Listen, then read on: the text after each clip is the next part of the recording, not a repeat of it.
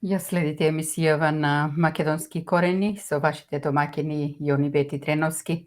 Во наредниве минути ќе разговараме со господја Дафина Стојановска, народен пратеник во Законодавниот дом на Република Македонија од редовите на ВМРО ДПМН, член на извршниот комитет на партијата и заменик координатор на пратеничката група на ВМРО ДПМН и Коалицијата за обнова на Македонија, која ја покануваме да ни се придружи во студиово. Верувам се слушаме.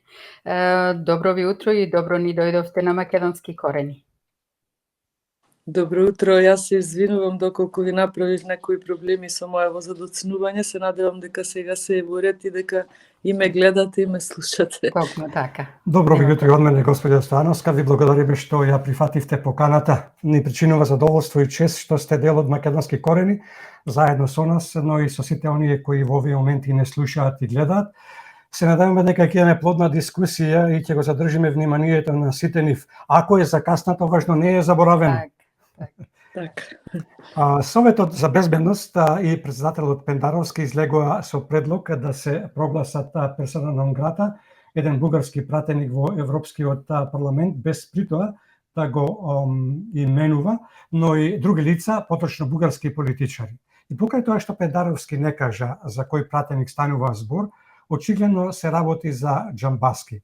Зошто Пендаровски се исплаши да го изговори името на Џамбаски?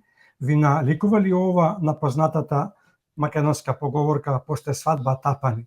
Дали ова спаѓа во негова надлежност и зошто му дава приоритет на ова изнад она што се случи со давањето на државјанство на Онишченко? И каков е вашиот став и за одлуката на владата на Ковачевски да не ја спроведе препораката на председател Пендаровски и на Советот за безбедност да се прогласат за персона нон грата сите оние лица за кои се бараше, па наместо тоа владата одлучи да се самозаштити со зголемено политичко обезбедување на денот на прославата на 151 година од раѓањето на македонскиот апостол и револуционер Гоце Делчев. Се исплаши ли владата од најавите за ново вето и од кого се плаши владата на Ковачевски да бара зголемено политичко обезбедување во сопствена држава? Опростете, многу прашања, ама сакаме да ви дадеме простор да се изгазите. И ако може камерата да подесите малку, ќе биде многу подобро. Вака. Така, добро е, супер. Може? Супер. Така, многу прашања поставивте, но темата е една и моментално најактуелна е во Република Македонија, а е резултат на сето она што периодов наназад ниту се превзеде, ниту пак се веруваше, односно сакаше да се послуша ВМРО ДПМН уште од 2017 кога владата на СДСМ, тогаш предводена од премиерот Заев, се одлучи да потпише еден договор кој што сите знаеме дека неговиот наслов е договор за добрососедство, соработка и пријателски односи меѓу Република Бугарија и Република Македонија. Ние тогаш предупредувавме дека нема тоа да се случи и денес сме сведоци дека дојдовме до точка, да речам, на вриење каде што на вистина односите помеѓу двете земји се загрижувачки и да, председателот Пендаровски тоа како има надлежност за да реагира, но сметам дека ова е една задоцнета реакција, а видовме дека владата пак воопшто не постапи по неговиот предлог. Јасно ни е на сите на кого мислеше кога предложи поедини личности да се прогласат за непожелни за влез во Република Македонија, но гледате дека владата е, како да кажам, заробена во она што таа го прифатила како договор за меѓусебна соработка. Јас повеќе би рекла дека е договор за одстапување на една страна на сметка на друга страна. За жал, Македонија е таа која што одстапува, изгледа дека допрва ќе одстапува. Ова се само едни почетоци и за жал сето тоа се удира врз цената на Република Македонија, односно ние со секој нареден ден можеме да предпоставиме што би можело да се случува, можеме да сме сведоци како власта реагира, никако би рекла не реагира. Ние завчера имавме седница на пратенички прашања, каде што апсолутно не добивме никаков одговор токму на вакви актуелни прашања или ништо повеќе од она што можевте да го видите по медиумите, а таму се случуваше една рашомонијада од непрофесионални одговори, дури и самиот Бујар Османи на пратенички прашања кажа дека можел да даде подобро подобра изјава, изјавата му била извадена од контекст, би рекла генерално никој не застанува на страната на заштита на Република Македонија, на нејзиниот суверенитет, на достоинството на граѓаните на Република Македонија, туку сите, односно власта, се плаши да превземе било каков чекор кој што би го направила секоја една суверена држава кога се случуваат вакви работи, а се плаши затоа што ја има ставено, како да кажам, главата, се има дадено не на договор за соработка, него на договор за уцена и за служење на другата страна, затоа што договор значи да се договорите за некои работи меѓусебно. И едната страна да има некои привилегии, и другата. И едната страна да отстапи, и другата. Кај нас се случува отстапките од наша страна, а диктатите од другата страна, и затоа сме доведени до една ваква состојба. Ние, кажав, ова е следна настани кои што на назад 5-6 година ни се случуваат кога нема реакции, кога ни се случува криминал во државава, кога ни се случува корупција во држава. Скоро немавме реакција за она што се случуваше со Онишченко. За денес председателот Пендаровски да предлага за предложување на непожелна особа за влез во држава за поедини личности, без да наведе име. Јас предпоставувам зошто не наведува име, но на сите ни е јасно. Зошто така да имаме една, како да кажам, пиши-бриши политика, луѓе кои што не знаат, се најдени во тесно, ние ги предупредувавме на ова и сега одговорноста е исклучиво нивна. И ако добро се сеќаваме, а се сеќаваме, минатата година беше еден од најголемите јубилеи на Гоце Делчев, тоа беа 150 години од неговото раѓање. Ние ги молевме во собрание, предлагавме точки на секоја соодветна комисија каде што можеа да се разгледуваат за тоа да се достоинствено одбележи овој датум. За сега, денот на неговото раѓање, кој што годинава е 151 година од неговото раѓање, да го прогласат за ден од висок ризик за националната безбедност, а лани никој од нив мислам дека ништо не превзеде. Тоа е тоа лицемерие, дволичност и фаќање во тесно, а фатени се во тесно заради нивните нечесни игри, нечесни договори, и сега сето тоа треба да се обелодени пред македонската јавност, но за жал или за вистина македонската јавност ова многу одамна го предвидуваше, само сега е сведок на сето ова што се случува. После ваквата препорака на председателот Пендаровски се добива впечаток дека односите помеѓу Македонија и Бугарија се заострија, а се заостри и говорот на омрза. Како ќе ја прокоментирате суптилната закана за атентат на председателот Пендаровски, која закана ја упати токму европратеникот Џамбаски, потсетувајќи го на судбината на српскиот крал Караѓорѓевиќ? Па тоа е во контекст на она што и претходно го говорив, значи доведени се во состојба да секој еден може да каже што сака, еве дури да дочекаме да се заканува, суптилно или не, да се заканува со атентат. И нема реакција. Значи, секој се може овде да направи, тој ви вели, ве предупредува, вие, министерот за внатрешни работи вели, ќе чекаме да одлучиме на денот.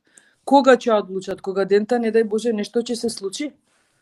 Тие пред време треба да одлучат. Или вчера го следев мојот поранешен колега и со партија Цилија Димовски, која каже дека вакви работи, вакви одлуки дури не треба да бидат обзнанети пред македонската јавност ако зборуваме за сериозна држава која што превзема сериозни чекори. За жал, ние за Онишченко дознавме откако се случало, дознавме исто така за оние преку 200 доделени пасоши на белосветски криминалци и неранимајковци, отпосле дознавме.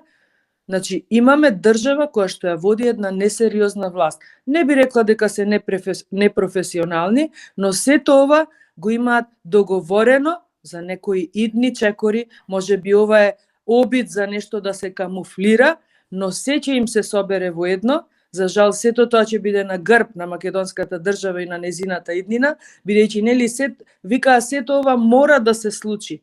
Ни дојде да мора да се случи, но по која цена? По цена, еве да речеме да некој ви се заканува за животот, а вие да немате храброст да превземете чекора се во ваши раце? Знаете како, тие ќе дојде време не да се плашат што да изјават, тие ќе дојде време да се плашат од сопствената сенка во сопствениот дом или од сопствениот одраз во огледало. До толку се подчинети, до толку се имаат продадено, не знам зашто. Не знам дали дали се работи за материјално нешто, дали се работи за уцена, но да вложувате цела држава и цел народ и сите граѓани кои што во оваа држава живеат за вакви нечесни договори, сега се ќе им се удри од глава. Сега секој на нив може да им каже се што, а тие 5 дена да се договараат како да реагираат, да вреđаат медиуми, да квалификуваат вакви и такви медиумски куќи и ништо, ама апсолутно ништо да не превземаат што би било сериозно и што би било очекувано од секоја една држава. Кога сте веќе кај коментарите, како ќе ја прокоментирате изјавата на бугарскиот технички министер за надворешни работи Милков, кој користејќи ја тепачката во Охридскиот ресторант, рече дека во Македонија се враќа традицијата на колежи, палење, стрелање и наследство врз луѓето. Кој треба да го потсети Мијалков или да бидам подиректен, ќе се охрабри ли власта да го потсети бугарскиот технички министер за надворешни работи Милков, ако не за друго барем за зверското убиство на 12 ваташки деца кои пред 80 години беа зверски убиени, односно стрелани од страна на бугарските фашисти? Точно така, мислам дека се обиде председателот Пендаровски да ги потсети на овој настан, но тоа не може да ги покрие оние негови грешки кога пред можеби не цела година самиот тој го прогласи Гоце Делчев дека бил бугарин. И да, мислам дека и деновиве годишнина од тој грозоморен настан каде што 12 ваташки младинци грозоморно беа убиени од бугарски фашисти тогаш. И сега не знам дали би го квалификувала како непознавање на историјата на еден технички министер за надворешни работи или намерно, цинично, повторно се обидува како и останатите бугарски политичари буквално да си играат мајтап со нашите, бидејќи нашите не смеат или не можат или не знаат да реагираат. На кои палежи, колења и не знам што подсетува тој во Република Македонија, кога сите такви настани никогаш не биле вршени од страна на македонскиот народ. Туку напротив, врз македонскиот народ биле вршени вакви грозоморни дела, така да не знам на што подсетува, но очигледно е дека ја подценуваат македонската власт, бидејќи на вистина е за подценување, затоа што апсолутно никако не реагира, затоа што таа власт која што прифати договор со Бугарија по цена на подкусурување на македонската историја, таа е таа која што прифати промена на уставот во последниот пат, во последните измени, каде што се откажа од македонските државјани што живеат надвор од границите на сегашна Република Македонија. Јас апсолутно не можам да очекувам од вакви луѓе нешто сериозно да превземат, а и тоа како е момент за сериозен одговор и за сериозно превземање на некои чекори, но тоа за жал треба да се очекува од сериозни луѓе. Ова се луѓе кои што ја наведнале главата, го свиткале арбетот.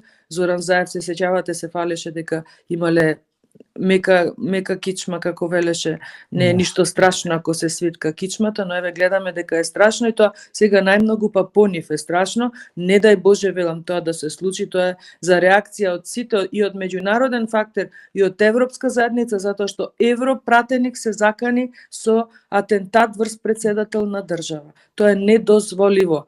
Или имаме двојни аршини, или за некои работи се гледа поинаку, што е апсолутно спротивно, како што многу пати имаме нагласено на копенхашките критериуми. Не може кон една земја на Европа да се однесувате со едни аршини, а кон друга со други. Без разлика на кое ниво е во врска со економскиот развој, или еве конкретно ако ги споредиме Македонија и Бугарија, да, Бугарија е членка на Европска унија, но не значи дека треба вака да се однесува кон една земја која што е на патот да стане членка. Так. Апсолутно недозволиво. Так. Како ќе го прокоментирате чекорот на македонскиот министер за надворешни работи, господинот Бујар Османи, да отпатува во Бугарија за да го посети Христијан Пендиков, повредениот во тепачката во Охрид, наместо да побара истрага за тоа што тој не беше во притвор заради поседување на опојни средства, односно дрога. Имаше ли право Османи во име на сите кои живеат во Македонија да се извинува за тој бизарен настан со тепачката? Дали со тој чекор пред се со извинувањето Османи го навредува и го навреди македонскиот народ? Па да, и мислам дека ова не е прв пат на Бујар Османи вака да се однесува. Јас на вистина не знам што тој бараше таму, кога нели се работи за македонски државјанин кој што во краток период наназад се просветлил себе си како бугарин. Тој според документи е македонски државјанин, да не зборувам што во Република Македонија осамна и многу документи, негови изјави, фотографирани и слично, каде што апсолутно има ставови како македонски државјанин. Но во ред еве се просветлил дека е бугарин и оваа држава, бидејќи нема смелост да реагира на ништо, а се кажа дека се работи за случај на прекршување на закон, криминал или да не речем за некој нарко договор, дил, така?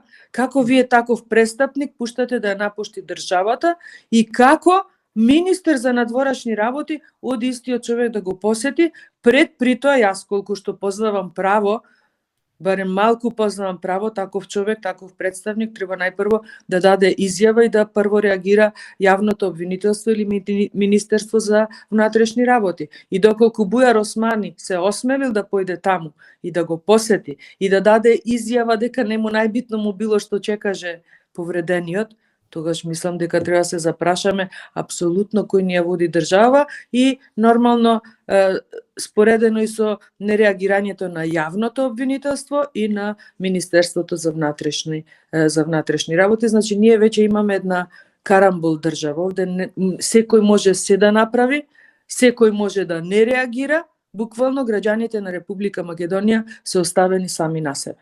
И вие, министер за надворешни работи, да го гледате како оди во соседната држава, изборува од име на македонскиот народ, а при тоа во државата, во неговата, каде што е тој министер, ништо не се превзема. И тој ретерираше завчера мислам дека тоа веќе го споменав, кога за оваа несречна изјава кажа дека можел подобро. Призна дека можел подобро, но дека бил изваден од контекст. Ја не видов дека бил изваден од контекст многу пати, неколку пати ја прегледав снимката, каде што кажува, мене би е битната изјавата на, како се викаше, Пендиков беше, Христијан Пендиков, да му е битна изјавата. Но не се чудам. Тие се сеќавате најозлогласениот процес на осудените од 27 април го базира врз основа на 7 пати или 10 пати изменети изјави, сведочења на еден лик кој што и ден денес се шета на слобода за сметка на оние кои што 7 година гнијат во затвор. Не се чудам, но за жал нема напредија со ваква власт оваа држава. Како ќе ја прокоментирате одлуката на Бугарија, која ја соопшти бугарскиот технички министер за надворешни работи господинот Милков да го повлече нивниот амбасадор од Скопје господинот Ангелов, се додека немало напредок во третманот на македонските граѓани со бугарска самосвест, но и дека ќе ги преиспитувале билатералните проекти? Па видете, јас на пример, иако се работи за држава која што во моментов и тоа како ја подценува и навредува Република Македонија, но сепак овој чин би го оценила како државнички ако би била граѓанин на Република Бугарија. Јас ова го очекувам од нашата држава. Од нашето министерство. Ние треба да донесеме таква одлука да повлечеме наш амбасадор, затоа што луѓе од Република Бугарија и тоа луѓе кои што се официјални представници нас не навредуваат, ни се закануваат со атентати, доаѓаат во наша држава и велат дека е бугарска држава и ние ништо не превземаме.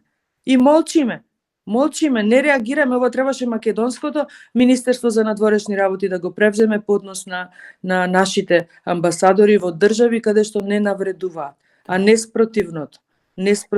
Но за жал немаме такви луѓе кои што би застанале без разлика кој е од другата страна што ве напаѓа, кога ви е нападнато достоинството и безбедноста на државата, вие што треба друго да правите освен да реагирате и да превземате сериозни чекори, а не да се однесувате како политички аналитичари или јас во една емисија завчера ги нареков спортски коментатори. Нас не ни треба тоа, нас ни треба сериозно превземање на одлуки и на барање на решенија. А тие се тие кои што можат да ги донесат, да ги превземат, да ги реализираат. Ова што се случува со македонската влада и македонската власт е само уште еден доказ дека толку многу ја имаат цвиткано кичмата, што се викат испод земја и не сакаат да видат, можеби можат, меѓутоа не сакаат да видат што им се случува со државата и со народот. Како ќе ги прокоментирате изјавите на аналитичарот Ненад Јовановиќ, кој ги даде во една дебат на национална телевизија дека оние кои го истепа самоосвестениот бугарин Христијан Пендиков секретарот на бугарскиот културен клуб Цар Борис III во Охрид, кој само пред една година се декларираше како голем македонец и кој жестоко ги напаѓаше бугарите и силно се спротивставуваше на нивните омаловажувања, дека тие биле дел од идеологемот на ВМРО ДПМН. Јовановиќ ова го засновал на слики, меѓу кои една слика со охридскиот градоначалник. Јовановиќ не пропушти и да ја обвини ВМРО ДПМН за блокада на евроинтеграцијскиот процес, но и за генерирање на омраза, а при тоа фалејќи ја СДСМ дека цело време од СДСМ зборувале за некакво си помирување, соживот и диалог. Човек не знам што да рече. Па видете, овој лик јас најмалку би го нарекла аналитичар, повеќе би го нарекла платеник кој што мора да одработува затоа што е платен, награден во Македонија. Осамна информации за тоа како е тој наградуван, неговата сопруга и така натаму. Тоа е еден лик маргинален, ова е маргинален лик кој што се обидува нешто да одработи за власта, но најмалку може да успее во тоа, а најмалку пак да каже за фотографиите на ликовите кои што биле во тепачката со охридскиот градоначалник. Тој најпрво треба да искоментира фотографијата на сегашниот премиер и председател на СДСМ, која што исто така ја има во јавноста, каде што се гледа дека тој е присутен на официјален настан на ВМРО ДПМН, да не речам во првите редови на тогашните функционери на ВМРО ДПМН.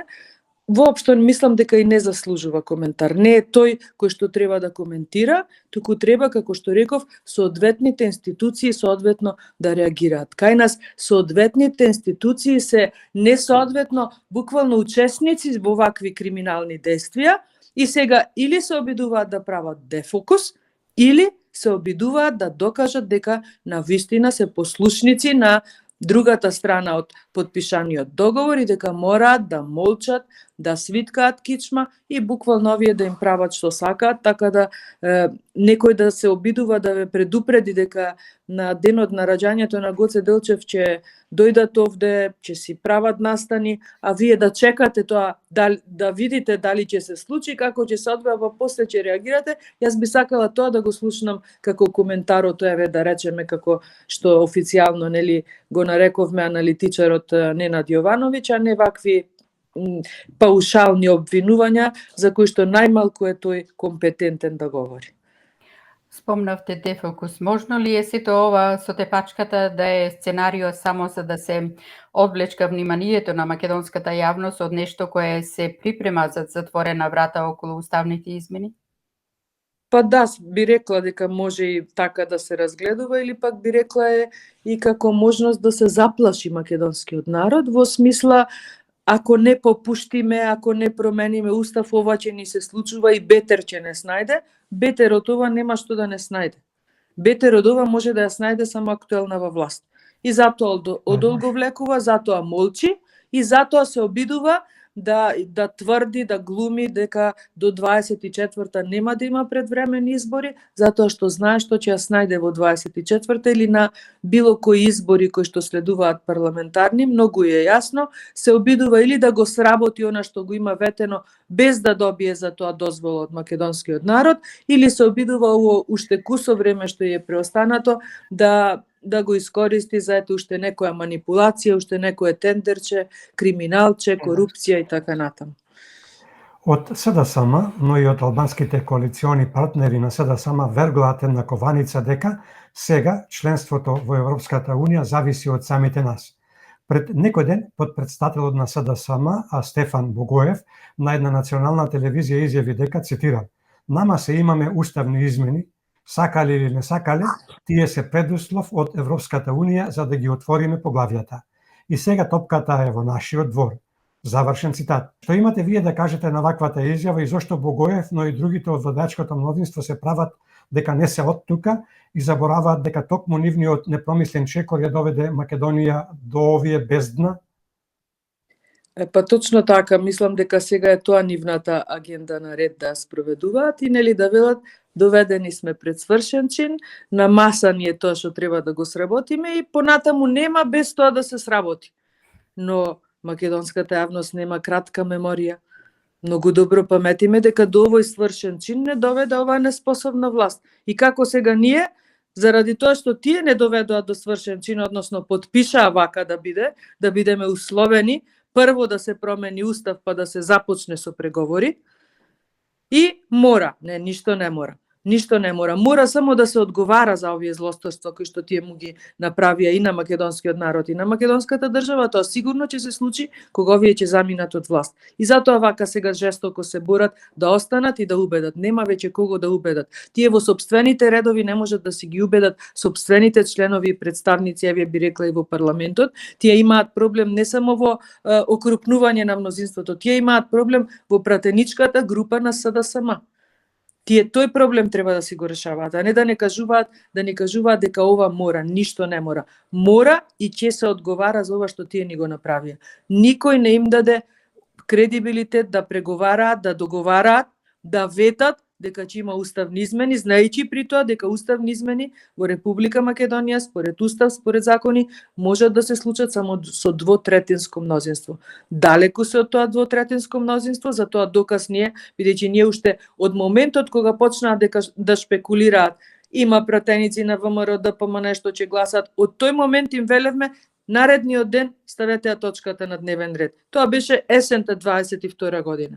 Па велеа најдоцна до март 23 уставните измени ќе дојдат на дневен ред во собрание. За сега, изминатиот понеделник, последниот понеделник, самиот председател на собрание да даде изјава дека уставните измени ќе дојдат на дневен ред јуни или јули. Не им е добра работата, нечесни се и никако не смеат да работат на тоа, односно да ја убедат македонската јавност, тоа нема да им биде дозволено, дека сме ставени пред свршен чин и ова мора да се случи. Не мора да се случи. Уште еднаш ќе повторам, мора да се случи тие да одговараат за ова што ни го направија, без за тоа да имаат дозвола од народот, а кога велам дозвола од народот, велам за тоа на избори во нивната програма, да го имаа ова ставено како една од главните проекти, дека ќе го менуваат уставот затоа што се уценети и затоа што се продадени.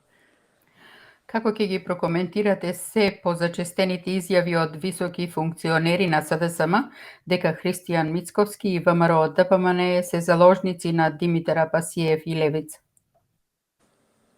Па јас не знам врз што би можеле да го темелат, еве барем една реченица најпроста да кажат, врз што го темелат ова заложници. Како можеме ние да бидеме на заложници на Левица и со што?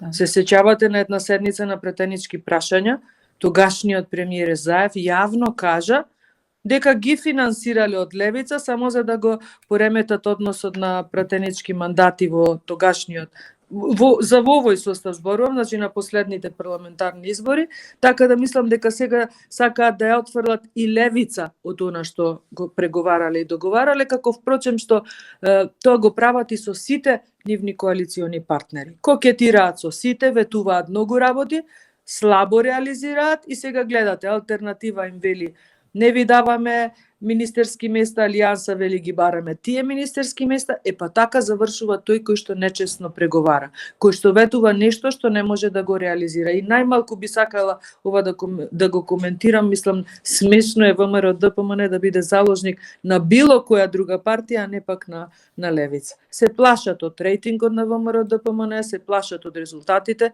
на анкетите кои што не доаѓаат од нашите партиски анализи, туку еминентни куќи кои што се бават со ова ги кажуваат резултатите и јас очекувам вакви лажни напади само да зачестат во периодов кој што следува, бидејќи немаат друго што да сработат. Тие имаат буџет од 5,4 милиарди евра кој што нема абер да го реализираат. Барем да почнат со реализација на капитални проекти, мислам дека ќе сработат нешто плюс во корист на граѓаните, но ево и во нивна корист. За утре да можат на вистина, кога Ковачевски ќе кажува дека изградил 1300 километри, да можат тоа да го докажат со фотографии. Демантите веднаш стигнуваат. Колегата Бојан Стајновски уште утредента отиде на Бочварски да му докаже дека не е точно дека она клучка делница таму на дел од автопатот Кичево Охрид е реализирана. Лажат. Значи, безочно лажат, немаат срам. И кој на нив да им верува? Ниту коалиционен партнер, за жал, во тоа ќе се увори и Европската заедница, бидејќи прифатиле, односно и ветиле, дека ќе има промена на устав. Нема да има промена на устав. Што и да сработа, тоа нема да се случи. Од СДСМ, од една страна признаваат дека има тенко мнозинство, барем за сега, а од друга страна ве обвинуваат вас од ВМРО ДПМН и коалицијата за обнова на Македонија за злоупотреба на таквата состојба со растурање на кворумот во собранието, за да не може да се донесат закони битни за граѓаните и за државата. Ваш став за ваквите обвинувања, господја Стојановска? Повторно би рекла некако непрофесионално. Како тоа ВМРО ДПМН го растура кворумот? Нелогична изјава, значи тие имаат проблем во мнозинството дефинитивно. Јануари месец ќе помине од оваа година, нема ни една седница освен една на која што беа договорени да се направи кворум, имаат проблем и ВМРО ДПМН не може да го обвинат. ВМРО ДПМН уште кога започна со активна блокада од мај месец, мислам, минатата година, јавно кажа дека активно ќе се блокира се што е за штета на македонските граѓани. А ништо ние не блокиравме за кое што сме процениле дека е од корист. Апсолутно ништо. И тука нема блокада. Значи, ако не можат да реализираат отварање на седница на Собраниска комисија, значи дека се работи за некој штетен закон, за протнување на некој штетен закон, договор, како што тоа беше случајот со законот за заем од Европска банка за обнова и развој за заем кон ЕСМ, со кој што заем има прифатено услов за една година да се затворат Осломе и Неготино или Рек Битола како беше, или преку 4000 граѓани македонски да останат без работа. И како тука ВМРО ДПМН да не реагира или активно блокира? Значи во случајов ние имаме состојба во собранието каде што ВМРО ДПМН нема што да активно блокира. Не може ништо да понудат. Нема, нефункционално е собранието. Нефункционално. Затоа што имаат пратеници тие ден за ден. Ако еден пратеник го договора ден влезе во седница, некој друг ќе им замине. И многу е јасна работата, кога некој гледа дека големиот играч така игра, па и малиот ќе почне да условува и да уценува. Тие секој ден се под некоја нова закана, услов и така натаму. Буквално не знаат каде што ветиле и кому што треба да му реализираат. Во тотален хаос е и мислам дека неиздржливо е ова, нема да се дочека, мислам, она што Талјат Џафери го најавил јуни месец, јули месец, или пак и да се дочека не може да се реализира. Тие гледате не може да се договорат да го окрупнат мнозинството затоа што немаат начин. Немаат начин.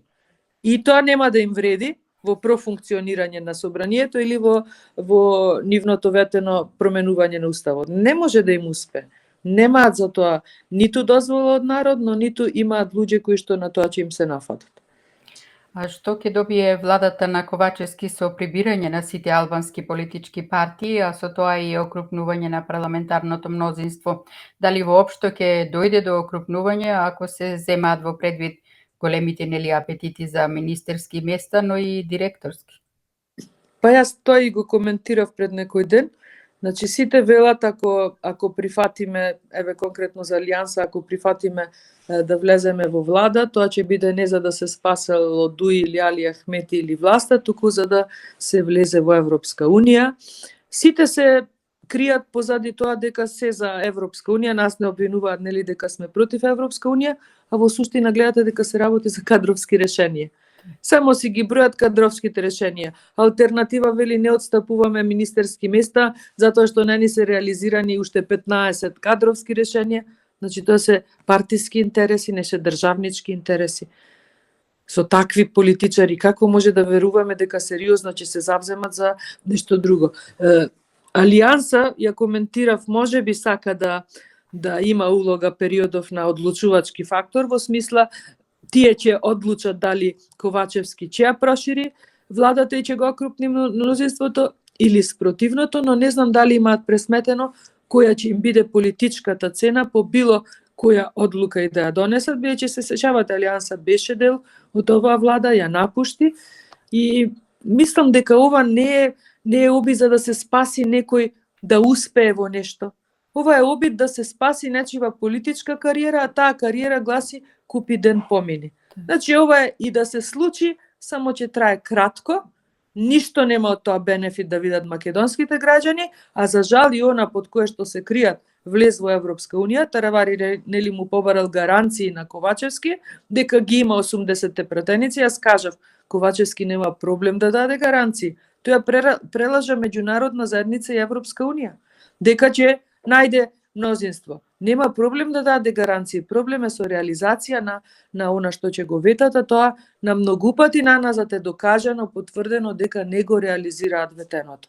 Така да мислам дека е ова само политика, како што реков, да се купи уште некој период или можеби во меѓувреме дома се молат на Господ нешто да се случи, не може, немаат веќе решение. Господ се моли кога ќе немате друго решение.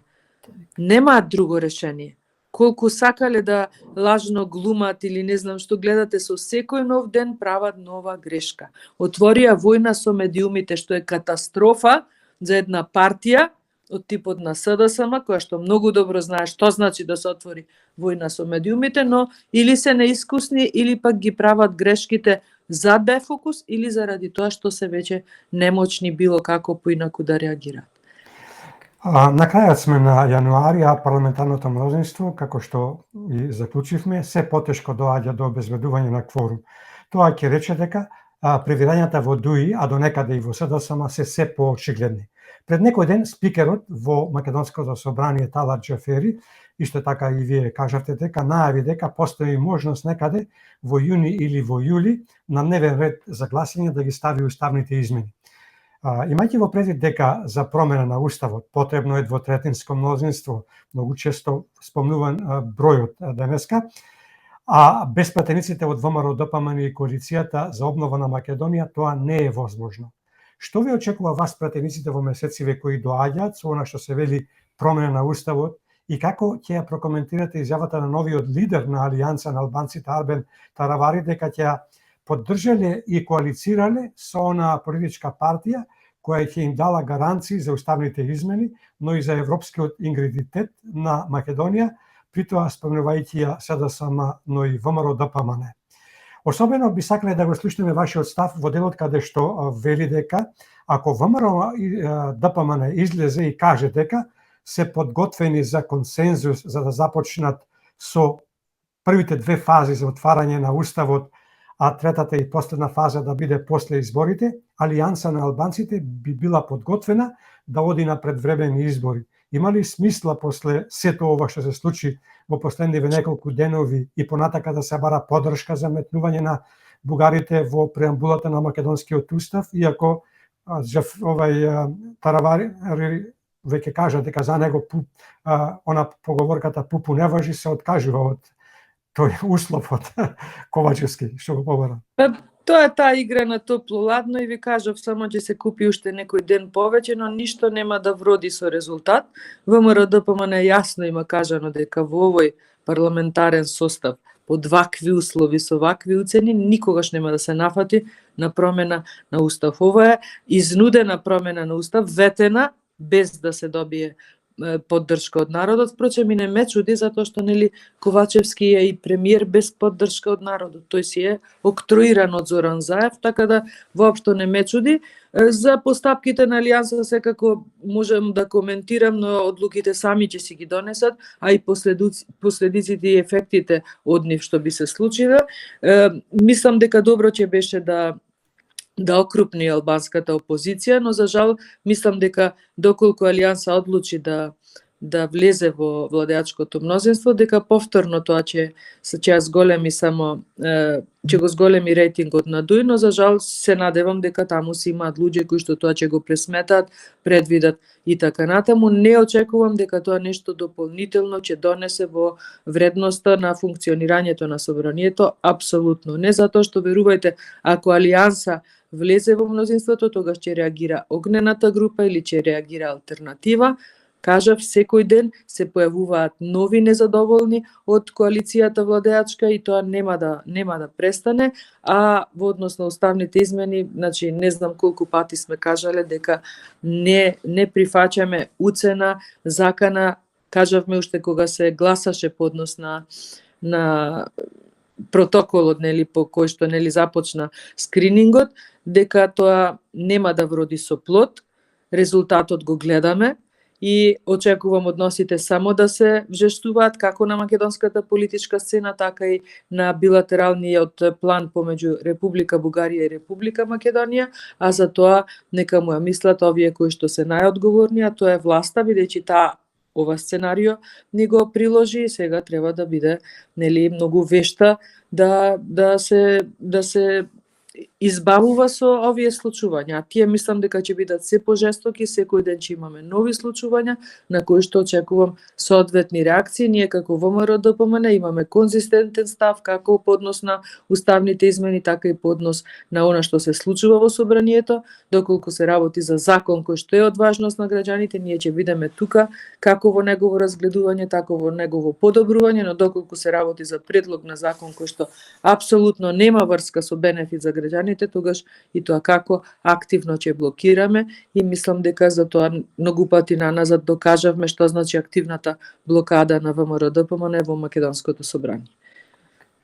Во последно време македонскиот државен врв, но и одредени аналитичари, како и пратеници од парламентарното мнозинство, но и лидери на политички партии ја верглаат тезата да се игнорираат изјавите преполнети со навреди спрема Македонија и македонскиот народ, накако што тие велат маргинализирани политичари кои на дневна база го омаловажуваат македонскиот народ, но и Македонија како држава. За какви маргинализирани политичари говорат, кога некои од нив се европски пратеници, некои само пратеници во Бугарското собрание, а тука е и сиот бугарски државен врв?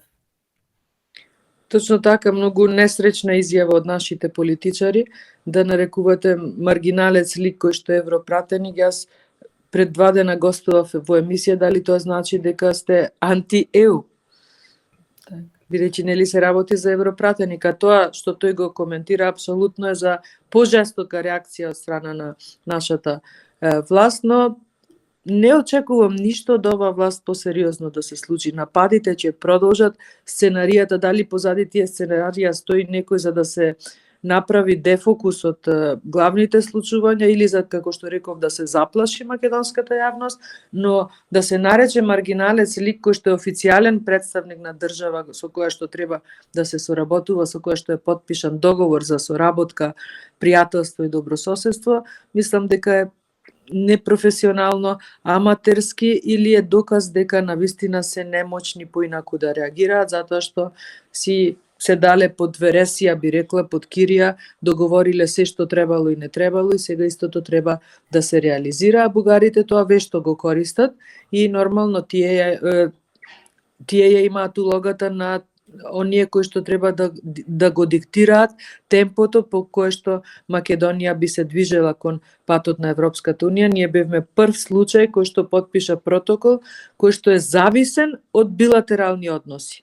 А зборуваме за меѓународен договор, односно за влез во Европската унија. Кажав, реагиравме уште и лани дека се нарушија копенхашките критериуми, но за тоа не би обвинила Република Бугарија, туку апсолутно македонската власт, бидејќи прифати таков договор и сега има тешкоти во неговата реализација и се повеќе ќе ги има, на крајот ќе се случи дека тоа нема да се реализира и дека ќе дојдеме до избори на кои што катастрофално ќе изгубат токму заради ваквото водење, односно не водење на политика, не грижа за македонските граѓани, а грижа за се останато кое што не значи водење на држава. Ние сме држава во која што цвета корупција и криминалот, сите меѓународни фактори на тоа предупредуваат, тоа е еден од главните услови во една држава во која што треба да се започнат преговори за Европска унија, но гледате, апсолутно немаме никаква корекција, никакво повлекување, никаква полка. Гледате какви ликови се назначуваат на какви места, ја гледаме довербата на македонските граѓани во правосудството и во јавното обвинителство, но си продолжуваат. Зошто? Затоа што тоа го ветиле. Тоа мора да го реализира. Но македонските граѓани кои ги прашува, но да, кога ќе дојдат избори, тие ќе бидат главните кои што ќе одлучат дали овие политики беа добри и каде ја одведоа Република Македонија. Ја направија најпонижена, најзависна, најсиромашна, најнесречна според анкети официјални зборувам. Нашиот раст на БДП е најмал, помал раст на БДП од нас имаат само Украина и Русија, а тие се земји кои што војуваат. Сега можем понатаму не знам што повеќе да дискутирам, значи фактите говорат дека ова е апсолутно неспособна власт која што час поскоро треба да си замине и после тоа да одговара за сите овие злодеа. како на меѓународен план, но така и на планот на економија, на криминал, на безбедност и така натаму. Каков е вашиот став за најавениот и веќе поднесен предлог Закон за амнестија на осудените за 27. април 2017 од страна на адвокатските канцеларии на Јанаки Митровски и на Пешевски и Тимовски, имајќи предвид дека повеќето од осудените не сака амнестија, туку правично судење? Па точно така. Мислам дека пред 2-3 дена тоа се обзнани во медиумите, во јавноста, дека овие адвокатски куќи подготвиле таков предлог закон, но во суштина, ако говориме деловнички, не се работи за предлог закон, туку се работи за иницијатива за донесување закон, бидејќи официјален предлагач на закон може да биде само пратеник, влада или најмалку 10.000 избирачи. Во собраниево до моментов се уште не е стигната оваа иницијатива за донесување закон. Предпоставувам дека, бидејќи не стаса ниту во четвртокот, ниту во петокот, предпоставувам дека е испратена по пошта и веројатно дека понеделникот би стигнала, тоа е крајен рок кога нешто се испрача по пошта, би ја разгледале и секако морам да го коментирам моментот дека осудените од 27. април веќе 7 година гнијат по македонските затвори и дека тоа е апсолутно политички монтиран процес. Тие настрадаа политички и доколку ја гледаме пресудата, која што е драконска, така не се осудени ни најголемите терористи во светот, тогаш логички би било Македонија да биде една од државите која што би била најголема закана за безбедноста со толку терористи на број на жители. Тие луѓе страдаат заради нешто друго, плаќаат политичка цена. За жал, организаторите, оние кои што се највиновни за овој немил настан во 27. април, сега се заедно со актуелната власт уживаат привилегии, па дури и тогаш кога треба да се позади решетки, многу добро знаеме кои ликови се шетаат, какви бенефиции користат при притвор или затвор, за сметка на овие македонски граѓани, кои што недолжни, невини, а најмалку по делото за кое што се осудени, затоа што ги осудија за дело тероризам. Замислете, каде го има тоа? Европски држави во кои што владее европското право, во кои што се почитува европското право, кажаа дека ова дело е класичен политички реваншизам. И овие луѓе многу пати имаат кажано дека не бараат милостина, туку бараат правично судење.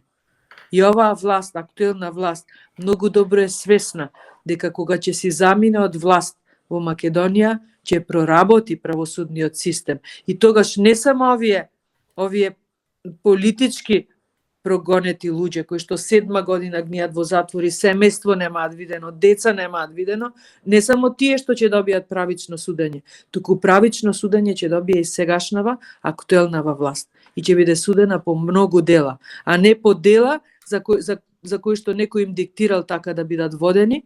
Знаете како се наградени луѓето кои го водеа овој процес, каде се наоѓаат, но на тоа брзо ќе му дојде крајот. Оваа држава сега е дојдена во ваков ќурсукак токму заради вакви монтирани политички случаи.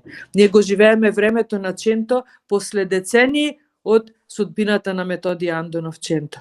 Каде е напредокот на Македонија, кажете ми? Каде? Зашто лежи во затвор сега младиот Јане Ченто, кажете ми? И останатите. Додека оној кој што се думпати ја менуваше изјавата главниот сведок на овој процес, политички монтиран, е на слобода, се движи во јавност, а овие луѓе гнијат во затвор. Зошто? Заради некој си политички реваншизам. Па така нема влез во Европска унија. Еден од главните предуслови за влез во Европска унија е почитување на правото. И кога веќе поголем дел од емисијава говоревме за нашиот источен сосед, морам да напоменам, членка на Европска унија, која што нема испочитувано 16 пресуди на Европскиот суд за човекови права. Класични двојни аршани спрема зависно за која држава се работи. Како ова се толерира, тоа треба некој друг да го одговори, но никогаш македонците од ВМРО од ДПМН за ова нема да замолчат или да премолчат. Како ни за осудените од 27. април, затоа што и да се поднесе овој предлог на закон, треба да се знае дали истиот ќе биде поддржан. Ме разбирате, не е проблем некој предлог на закон да се поднесе. Не е проблем. Проблем е свеста и самосвеста на луѓето кои што се во владеачкото мнозинство. Дали се свесни дека во затвор ни гнијат луѓе кои што се неправедно осудени за чин кој што апсолутно нема врска со она што тие го сториле на тој 27 април. Оние кои што вистински нешто сторија на тој 27 април се на слобода и се полни со пари. Но гордоста кај овие луѓе кои што се позадизандани не се купува со пари. Тоа или го имаш, или го немаш. За жал, со тоа треба да се соочат, а и ќе се соочат во периодот кога ВМРО-ДПМН ќе дојде на власт и кога ќе одговара секој кој што погрешил пред законите, но ќе одговара за соодветното дело, а не за делото кое што некој го диктирал за некоја цена, заради светливите кичми, заради вакви нечесни договори. Ќе дојде светлиот ден, јас само замолувам овие луѓе да си го задржат здравјето, да си го задржат разумот и ќе дојде денот кога ќе го видат вистинското македонско сонце на слобода, а таму на нивните места ќе дојдат луѓето кои што на вистина ги прекршиле законите во оваа држава. Пред некој ден, како што рековте, на дневен ред на собраниската седница беа пратеничките прашања. Имајќи предвид дека оваа седница се одржа во време на затегнати односи со Бугарија, дали беа присутни сите министри и представници од владата кои прашања преовладува и какви одговори добивавте од страна на државниот врв и министрите? Какви беа нивните оправдувања? Ке ни одвоите ли неколку поважни кои се од поголем интерес на македонците и Македонија? И секако, доколку сакате да ни кажете каква е општата состојба во собранието, пред се, не мислам на обезбедување на кворум, особено во месецов кој изминува. Па токму така да, во четвртокот беше 101-та седница, тоа е седница на пратенички прашања, последниот четврток во секој месец. И не само оваа седница на пратенички прашања, можам слободно да кажам дека сите седници на пратенички прашања, откако е овој октроиран премиер Ковачевски назначен за премиер, значи не наликуваат на ништо. Повеќе би рекла дека присутните од владата ги интересира дневното мени во собранискиот ресторан, отколку да се подготват за она што на вистина пратениците ги прашуваат. И кога се работи за прашања кои што ги поставуваат пратениците од власта, бидејќи за жал таков е деловникот, па глумат поставување на прашања, тогаш можат и камерите да забележат дека премиерот, министрите одговараат искуцани, веќе подготвени одговори. Смешно, жално, понижувачки. И сега конкретно за последнава седница, да, имаше такви прашања за актуелни случувања. Прв беше колегата Антонио Милошовски, кој што постави прашања по однос на оној предлог на Пендаровски за прогласување на персона нон грата. Понатаму имаше прашање до министерот Бујар Османи за повлекувањето на бугарскиот амбасадор и до министерот Тупанчевски. Таа тема не ја спомнавме, за претходниве две разговаравме, а тоа беше околу неговата јавна изјава за дека некој избрзал со изјавите, се мислеше нели на изјавата на Бујар Османи, и како мислам дека кажав претходно дека Бујар Османи од собраниска говорница кажал дека призна, односно дека можел да даде подобра изјава. После следува прашањата на колегата Драган Ковачки, кој што исто така имаше прашања на актуелни теми. Имаше прашања до министерот за внатрешни работи Оливер Спасовски за една многу актуелна тема, а тоа е обезбедување на храна на вработените во МВР, и тоа дали е тој вмешан во тендер вреден за мислете 13 милиони евра. Па Ковачки го праша премиерот Ковачевски за она што ни се случува, исто така актуелна тема, бегството на затвореници од затвори, но замислете, не бегаат овие осудени од 27 април, туку бегаат луѓе кои што имаат некој линк со актуелната власт. Тука би можела аналитичарот Ненад Јовановиќ да се вклучи, па да ги коментира сликите на овие избегани затвореници, со кого се имаат фотографирано и со кого ќе одат до крај. И коментарот на Ковачки ми се допадна кога кажа дека една статистика дека во Македонија во просек на 10.000 затвореници имаме близу 700 или точно 690 избегани. За каква безбедност зборуваме? За каква безбедност зборуваме? Понатаму прашуваше и колегата Бојан Стојановски за оној случај кога имавме актуелен градоначалник од Социјалдемократскиот сојуз кој што физички напаѓал луѓе во неговиот град, физички се пресметувал, така си ја решавал правдата или неправдата. Понатаму Бојан праша и за односот на власта кон медиумите, и тоа е доста актуелна тема, како и за изградените нови автопатишта.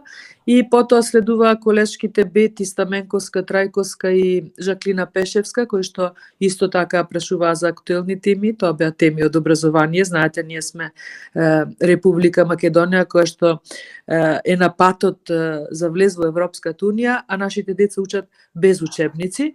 Минатото полугодие го поминаа со најави за бомби, не знаеме како ова ќе започне, и тогаш МВР најмногу го обезбеди само објектот во кој што требаше да се одржи голема трибина на СДСМ, додека училиштата ги распуштаа секој ден, и сега наставата министерот Јетон Шачири ќе одлучи како ќе се надокнади изгубеното време за време на овие лажни најави за бомби. И колешката Велика Стојкова Серафимовска постави прашање од темата култура, тоа е нејзина област.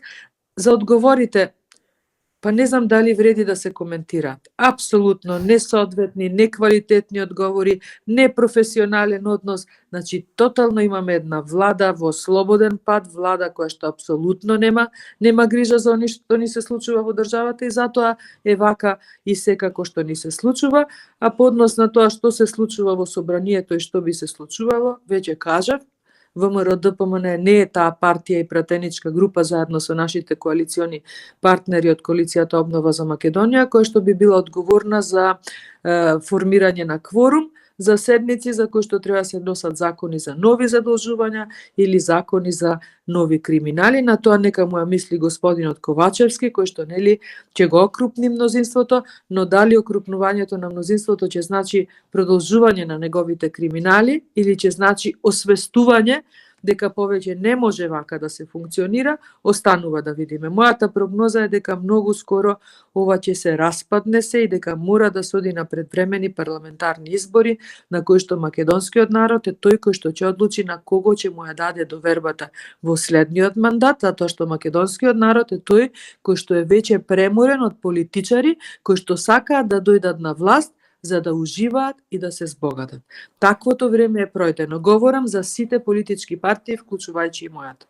Доаѓа време кога политичарот кој што е на власт мора да работи и мора да се грижи да го почитува законот и да му служи на граѓанинот кој што ќе му се обрати за помош.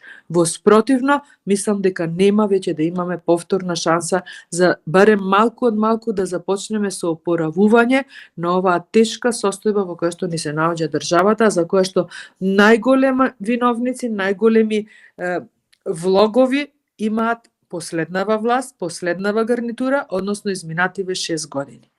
Трократно повторија многу грешки, направија огромни криминали, на меѓународен план не сакам да зборувам, најпонижена, најуценета држава сме, и додека тука не се стави крај и не се започне со еден нов рестарт на државата, на сите политичари, кои што ќе размислуваат дека имаат многу за работа, а не многу за јадење и за крадење, нема да не биде. Господја Становска, можеме ние да одвоиме уште 6-7 минути. Доколку вие имате време, би сакали да ви поставиме неколку блиц прашања?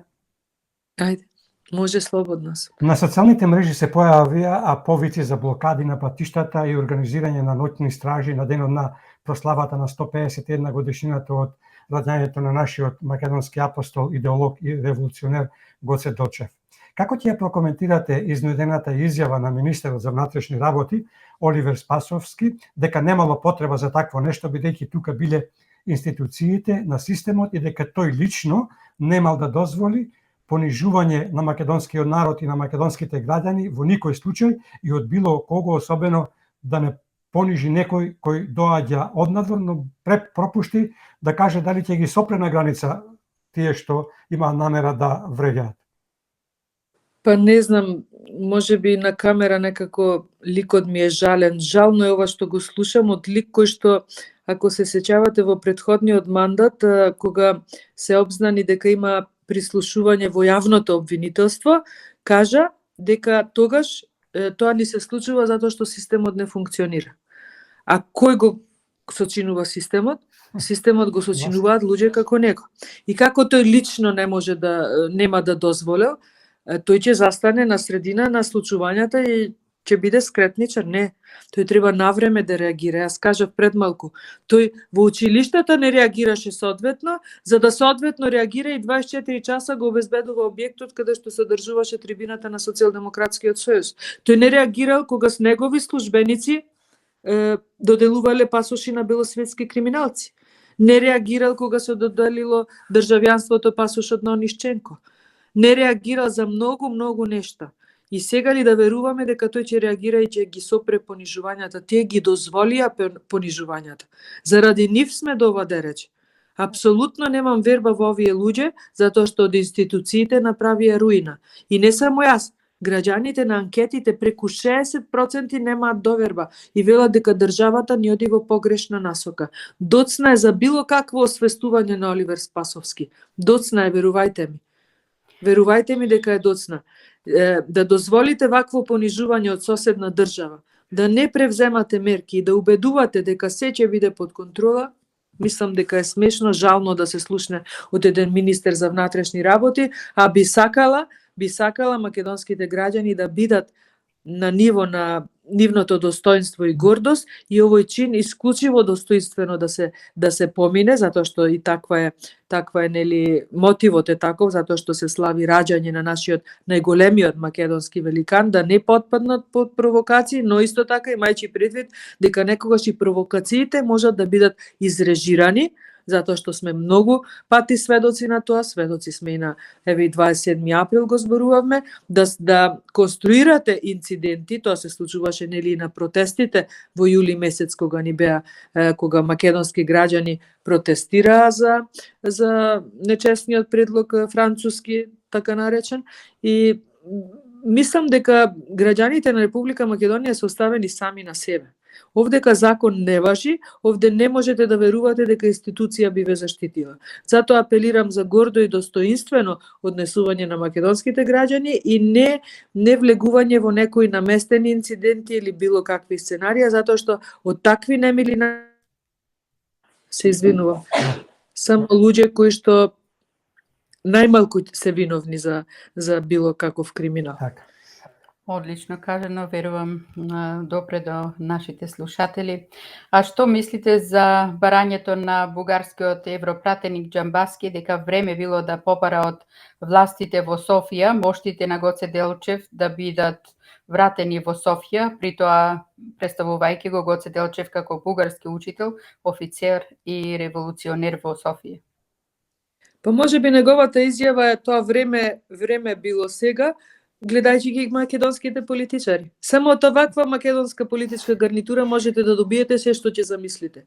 Научна фантастика, значи се што ќе помислите може да добиете и можеби е тоа многу така оштроумно од негова страна, затоа што овие даваат и нешто што нема да им побарате. Немаат проблем, апсолутно. Ако за тоа уцените патот кон Европска унија, тие ќе прифатат. А тоа што Гоце Делчев се борил за македонска држава, тоа што самиот побарал да биде неговото почивалиште вечно во Република Македонија, мислам дека е тоа најмалку битно. Затоа кажав како се освестија сега за одбележување на 151 година од раѓањето на Гоце Делчев, се освестија заради провокациите од источниот сосед. Лани 150 години се одбележуваа, нигде ги немаше ниту обезбедување, ниту верба во институции, но ете, секогаш со вакви власти се може да се добие, така да мислам дека една би ја квалификувала како доста оштроумна изјава, без разлика што се работи за таков лик. Да.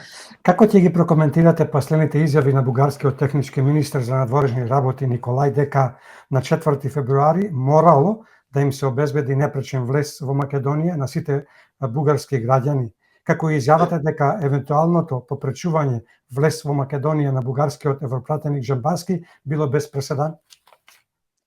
Па провокации кои што повторно ќе кажам ги дозволи македонската страна, односно македонската власт, и мислам дека тие периодов ќе зачестат. Еве сега имаат одличен момент, тоа е нели раѓањето на Гоце Делчев, ќе следуваат уште такви моменти. злоупотреба на настан или на случување. Вие видовте тие слободно си влегуваат, тогаш подпредседателката дојде во Битола кога се отвараше првиот бугарски клуб културен во Република Македонија. Така нашиве ниту ја пречека, ниту пак имаше некакво си обезбедување за да сето тоа зачести, па нели ние да изгласаме во собрание еден закон за здружение, кој што бугарската страна без никаков проблем нели имаше собраниска седница кој што го прогласи дека е антиевропски закон, чинам така беше. Значи тие си се храбри, смели и ја злоупотребуваат положбата дека се членка на Европска унија, но во конкретниот случај со нашиот пат кон Европска унија, тие како да ни се некој ментор на нашиот пат, од кој што ќе зависи дали ние продолжуваме или ќе се враќаме. Тие спомена и вето. Не знам дали е можно вето на незапочнати преговори, но тие можат се. Тие можат се, ови од нашава страна апсолутно ништо, затоа што нели си кажаа луѓето имаат свиткани кичми и немаат проблем со тоа, иако Заев веќе го нема, тие го продолжуваат она што Заев го правеше. Распродажба, ветувања, дозволување на понижувања, дозволување на уцени, прифаќање на тие уцени. Сега, дали можат тоа да го реализираат, мислам дека тешко, затоа што сме 2023, а не 2018 година и дека немаат за тоа таква дозвола и таква можност да било што организираат. Кој е вашиот став за последната закана упатена кон Македонија и од страна на бугарскиот председател Радев дека со тој чин Македонија сама ќе си го блокирала патот кон евроинтеграциите? Знаете како, ние имавме став уште во 2017 година, кога Зоран Заев прв договор што потпиша билатерален беше договорот со Бугарија. Уште тогаш му велевме дека со ова не се решил повеќе децениски спор, туку напротив се отвара повеќе децениски спор и уште поголеми проблеми. Тие беа тие кои што обвинуваа дека ние предходната влада, предходните влади на ВМРО ДПМН не успеале да постигнат договор. Тие не успеале условно кажано затоа што не прифаќале уцени условувања. Овие прво што направија го потпишаат договорот со Бугарија и сега доаѓаат последиците. И тие ќе бидат се поголеми, се пожестоки. Допрва доаѓаат проблемите. Допрва. Ние не сме луѓе кои што велиме како не нарекуваат оставете историјата, одиме кон иднината, па без историја, без корен, што си дрво без корен, дали некогаш може да обстане и да постои. Тоа тие го направија. Го делат Гоце Делчев, Цар Самуил, наредно што ќе биде учебниците. Има многу прашања отворени, тие ги отворија, како ќе се затворат. Ако на нив се остави да се затворат, никако. Или по цена на македонското достоинство и идентитет. Се ако е во прашање македонско достоинство и идентитет, тука како да се изразам, се чепка во многу болна тема. И не може да очекувате бледи реакции од оној кој што си ја чувствува Македонија за своја држава, кој што знае кои му биле корените. Не може се вие да менувате историја. Вие треба нас да не погубите за да ја промените таа историја која што сме учеле, која што ја знаеме како македонци. И може на оваа гарнитура ништо да не значи тоа. И така да вели. Оставете историјата, одиме во иднината. Каква иднина без историја? Каква иднина? Па тие во моментов ја пишуваат историјата која што за некој период ќе се учи, каде што сами нека се запрашаат со какви букви ќе бидат запишани во македонската историја. Со ваков начин на делување. Госпоѓа Стојановска, до што сме поблиску? Дали до обезбедување на 80 пратеници потребни за уставни измени или до 61 пратеник за предвремени парламентарни избори? И за крај, бараме и покрај тоа што неколку пати напомнавте, меѓутоа сакаме чиста изјава дали ВМРО ДПМН е спремна да поддржи уставни измени, да стигне до тој број од 80 пратеници? Па еве ќе ви кажам, значи нема никаква шанса да се дојде до 80 пратеници. Зошто? Затоа што пратеничката група на ВМРО ДПМН и коалицијата Обнова за Македонија брои 44. Значи 80 не може да се стигне без некој од овие 44, а никој од овие 44 не се согласува за промена на устав под ваков бугарски диктат и закана. Така да на второто прашање можеби немам потреба да одговорам, бидејќи ви кажав дека нема шанси да се стигне до 80 пратеници за промена на устав со ваква бугарска уцена, без никаква гаранција дека нема да има повеќе уцени, затоа што ако е така, тогаш ние можеме да го промениме уставот за да се внесат бугарите во него на крајот на преговорите, не на почетокот. Не на почетокот, зошто на почетокот?